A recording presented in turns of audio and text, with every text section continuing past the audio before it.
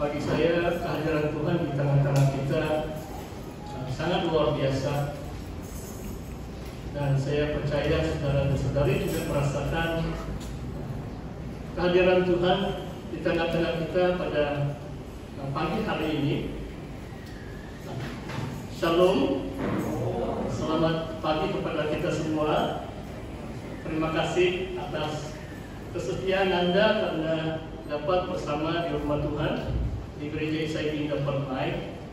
Saudara sentiasa dialu-alukan kalau kita selaku anggota baru pun jangan lupa menjemput kawan-kawan kita untuk datang bersama-sama berbakti dengan kita di tempat ini, supaya mereka juga nikmati kehadiran Tuhan. Kalau kawan-kawan kamu ini belum mengenal Tuhan, mana tahu zaman Tuhan mereka juga akan terima Tuhan Yesus sebagai Juru Selamat waktu mereka datang di gereja ini.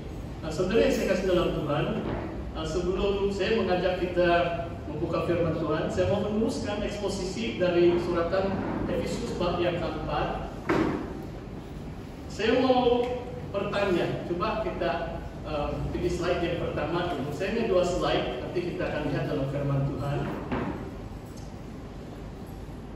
Saya mau bertanya dengan saudara pagi ini, sepanjang minggu ini sampai hari ini, apakah berita bagi saudara yang paling menggemparkan saudara? Mungkin paling memberi saudara sukacita lah berita tempatan di Sabah atau di Malaysia yang paling memberi kamu sukacita, atau berita seluruh dunia.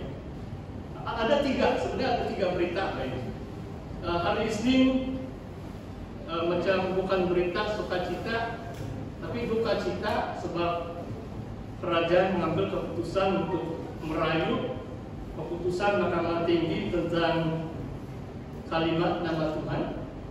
Jadi macam duka cita sedikit lah, tapi saya sudah expect itu. Jadi I'm not surprised, saya tidak terkejut tentang perkembangan itu.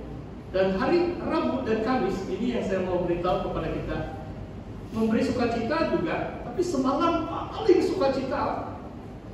Semalam paling sukacita. Baru pagi tadi saya tahu pemain badminton kita Lee Chi Chia masuk final All England. Wah, ya. Nanti malam ini saya mau menonton kalau ada live, Pak. Saya mau doakan dia supaya dia menang. Sebab jarang sudah ini berita gembira di Malaysia. Haleluya. Tapi yang saya mau share dengan saudara adalah ini, berita pertengahan minggu. Ada satu penemuan di Lautan Mati, Dead Sea di Israel. Satu teks Alkitab dalam bahasa aslinya, cuma itu adalah teks supaya saudara boleh lihat di sana. Mungkin pasal satu-satu lah. Tempat dia disebut Cave of Horror. Saya tidak tahu terjemahan saya tepat atau tidak. Saya tidak cek Google pun. Gua Kengerian. Wah, ngambil tuh. Saya bukan guru bahasa Melayu, maafkan saya kalau silap. Cave of Horror. Kenapa disebut Cave of Horror? Sebab Lautan Mati itu macam padang gurun. Itu gua-gua batu itu sangat curam, macam dia 90 degrees. Jadi untuk orang masuk gua batu itu, mereka mau dari atas, karena inilah gua yang mereka dapati itu teks 50 meter dari atas mereka turun pakai tali lagi. Ini orang yang mahir mendaki gunung lagi gua batu, dan mereka masuk dalam gua. Dan di antara penemuan mereka yang saya mau komen sedikit adalah fragments sepian teks dari kitab-kitab nabi-nabi kecil, Zakaria 8 dan Nahum bab yang pertama, dan sangat menarik bagi saya. Dan mereka mendapati ini sekarang teknologi sangat modern, mereka lebih kurang tahu, mungkin yang antara 10-20 tahun. Jadi mereka tahu bahwa teks ini adalah ditulis lebih kurang abad yang kedua Masehi, 122 sampai 130 Masehi. Waktu orang Yahudi sedang mereka mau berontak terhadap kerajaan Romawi, waktu itu maharajanya adalah Emperor Hadrian. Mereka dipimpin oleh seorang bernama Simon ben Kokhba, yang ramai orang Yahudi mereka anggap dia sebagai Mesias. Sampai hari ini 90% orang Yahudi tidak percaya Yesus yang kita percaya selaku Mesias. Dan di antara penemuan di situ mereka dapat beberapa ayat saja, dan bukan ditulis dalam bahasa Ibrani. Kalau bahasa asli Perjanjian Lama memang bahasa Ibrani atau Hebrew, tetapi ditulis dalam bahasa Yunani. Maksudnya saudara, ini satu poin yang sangat penting. Pada abad yang kedua Masehi, dekat 2000 tahun yang lalu, kumpulan orang Yahudi, pasti bahasa ibunda mereka adalah Aramaik atau Hebrew, tetapi mereka menyimpan, mereka menyalin, dan mereka membaca teks Alkitab di dalam bahasa Yunani. Kalau saudara sudah baca buku tafsiran Injil Yohanes beberapa kali, pasti jelaskan di situ kenapa bahasa Yunani dibaca oleh ramai orang Yahudi, karena pada waktu itu adalah bahasa pengantar, bahasa antara bangsa. Karena pengaruh kerajaan Yunani di bawah Alexander Agung sampai kerajaan Romawi pun tidak dapat menggugah kedudukan bahasa Yunani. Bahasa Rom adalah Latin, tetapi hanya segelintir saja pegawai Rom yang berbahasa Latin. Rata-rata orang masih berbahasa Yunani untuk mungkin 600-700 tahun lamanya sebagai bahasa pengantar mereka. Bagi saya ini sangat menarik, sebab kadang-kadang kita sebagai Kristen dituduh bahwa Alkitab kita dirubah atau dipesong. Cuma kalau kita selidiki, bukan saja ini PL, Perjanjian Lama, tetapi juga Perjanjian Baru. Kita lah yang memiliki teks kuno yang paling banyak, yang paling accurate, yang paling banyak yang boleh dianggap sebagai sahih berbanding kitab-kitab suci yang lain. Ini sebagai scholarship, pastor bukan karena Kristen cakap seberangan. Maksudnya ini fakta ini diterima. Orang bukan Kristen pun terima bahwa Alkitab dalam bahasa Ibrani dan Yunani, Alkitab orang Kristen, mempunyai sokongan yang kokoh. Teks asli kita memang terbukti, dan ada lagi penemuan beberapa hari yang lalu. Saudara, nanti saya akan komen juga. Mari kita lihat sekarang di dalam firman Tuhan dalam Efesus bab yang keempat. Saya sudah mungkin 2 bulan tidak berkhotbah, jadi saya harap dalam suku yang kedua sampai ujung bulan Jun saya boleh selesai khotbah suratan Efesus dari Julai yang lalu. Jadi genap sudah 1 tahun. Kalau betullah selesai lah ini sampai bab 6 ini. Jadi hari ini sudah sampai ayat 17 Efesus 4. Mari kita bacakan.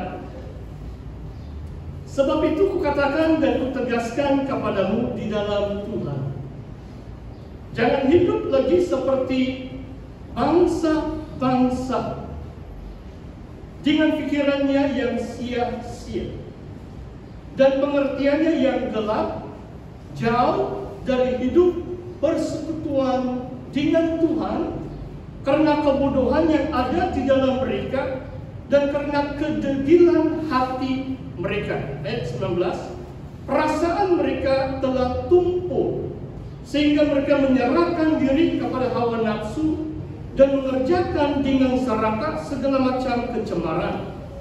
Tetapi kamu bukan demikian. Kamu telah belajar mengenal Kristus, karena kamu telah mendengar tentang Dia dan menerima pengajaran di dalam Dia menurut kebenaran yang nyata dalam Yesus. Menerima pengajaran di dalam Dia menurut kebenaran yang nyata di dalam Yesus, yaitu bahwa kamu berhubung dengan kehidupan kamu yang dahulu harus menanggalkan manusia lama yang menemui kebinasaannya oleh nafsunya yang menyesatkan, supaya kamu dibaharui di dalam roh dan pikiranmu, dan mengenalkan manusia baru yang telah diciptakan menurut kehendak Tuhan di dalam kebenaran dan kekudusan yang sesungguhnya. Karena itu buanglah dusta dan berkatalah benar seorang akan yang lain, karena kita adalah sesama anggota. Apabila kamu menjadi marah, janganlah kamu berbuat dosa. Janganlah matahari terbenam sebelum padam amarahmu, dan janganlah beri kesempatan kepada iblis. Orang yang mencuri, janganlah ia mencuri lagi, tetapi baik dia bekerja keras dan melakukan pekerjaan yang baik dengan tangannya sendiri, supaya ia dapat membagikan sesuatu kepada orang yang berkekurangan. Janganlah ada perkataan kotor keluar dari mulutmu, tetapi pakailah perkataan yang baik untuk membangun di mana perlu, supaya mereka yang mendengarnya beroleh kasih karunia. Dan janganlah kamu mendukakan Roh Kudus Tuhan yang telah memeteraikan kamu menjelang hari penyelamatan. Segala kepahitan, kegeraman, kemarahan, pertikaian, dan fitnah hendaklah dibuang dari antara kamu. Demikian pula segala kejahatan. Tetapi hendaklah kamu ramah seorang terhadap yang lain, penuh kasih mesra, saling mengampuni, sebagaimana Tuhan di dalam Kristus telah mengampuni kamu. Demikian pembacaan firman Tuhan untuk kita pada pagi hari ini. Saya beri tajuk khotbah pagi ini sebagai jangan tersisih daripada kehidupan Tuhan. Yang saya petik dari ayat 18 dalam bahasa Indonesianya, jauh dari hidup persekutuan dengan Tuhan. Dalam Greeknya ada satu kalimat yang sangat indah, tes, zoes, tu, theo. Kehidupan Tuhan. Zoe itu adalah hidup. Tu, theo dalam kasus genetik. Kehidupan Tuhan. Jangan tersisih atau jauh, jangan terpisah daripada kehidupan Tuhan. Tuhan yang kita sembah adalah Tuhan yang hidup. He is a living God. Orang yang percaya Yesus mengambil bahagia, partisipasi di dalam kehidupan Tuhan. Wah saudara, Tuhan adalah hidup. Akulah hidup, kata Tuhan Yesus. Hanya Tuhan, karena Dia sumber segala kehidupan. Sebenarnya kehidupan apapun makhluk ciptaan itu berpuncakan atau bersumberkan Tuhan.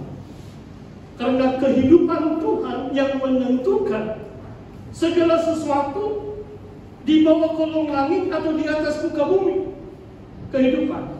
Kalau dapat, coba kamu kasih pasang lagi itu title slide pastor itu. Sebab dahulu kala saya belajar sains sampai tingkatan 6 saja. Tidak ada dalam peringkat university. Jadi kalau ada saintis di sini, minta maaf kalau pastor salah sebut. Kalau saya tingkatan 6, saya masih minat dengan fisik, saya ambil fisik dan kimia. Dan salah satu yang saya ingat dari form 4 sampai form 6, inilah kadang-kadang uji kaji. Ada itu, ini bukan vaksin, haleluya, haleluya. Ya. Tapi kadang-kadang apa saja. Tingkatan 6 saya ambil di Melbourne. Ada dia punya macam apa itu, teropong gitu. Tengok saya tidak begitu pandai bahasa. Jadi boleh nampak, itu sel-sel yang kecil, bergerak-bergerak. Kalau ada sel-sel yang kecil, yang mata kasar tidak dapat melihat, hanya melalui teknologi yang sekarang semakin canggih. Menurut ahli saintis, kalau otak kita pun, dia katakan trillion of neurons. Ada ribu-ribu juta sel yang disebut neuron, otak manusia, setiap kita. Wah, luar biasa. Dan setiap sel itu ada yang hidup. Kalau orang yang tidak percaya Tuhan itu